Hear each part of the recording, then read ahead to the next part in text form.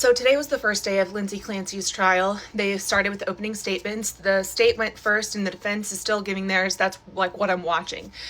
And I just wanted to speak on my own personal experience because I think if you're a mother, you know, and if you're not a mother, you might not know how hard it is to get treatment as a woman when you are struggling mentally with either pregnancy, postpartum, motherhood, whatever.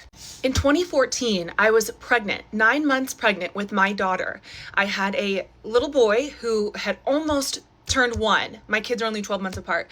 I was pregnant with my daughter. I had a little boy and my mom died. She died a pretty depressing and sad death. I only say that to give context about my frame of mind. She was a struggling addict. She died from cirrhosis of the liver. She had esophageal varices. If you know anything about what that kind of death entails, then you know how horrific that is. On the way to her funeral, I hadn't seen her in months because I had to cut off contact. On my way to her funeral, it was going to be the first time I had seen her in months. I got into a bad car accident and I was an hour late to see my mom in a coffin. I was struggling, as you can probably imagine. And I went to my OB and I told him, I can't sleep, I can't eat, I am struggling, I need something to just get me through this. I don't know if you can prescribe me something. At that point, I had never been on anything, but I was desperate. And I'm not the kind of person who asks for help. It's one of my biggest character flaws is that I don't ask for help. I try to just manage as much as I can on my own, and then it usually bites me in the ass. But I asked for help.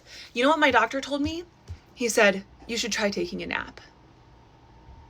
I was sitting in his office, 9 months pregnant, bawling because I had a little boy who was barely 1 year old. I couldn't sleep and I had just lost my mom, and he said I should try to take a nap.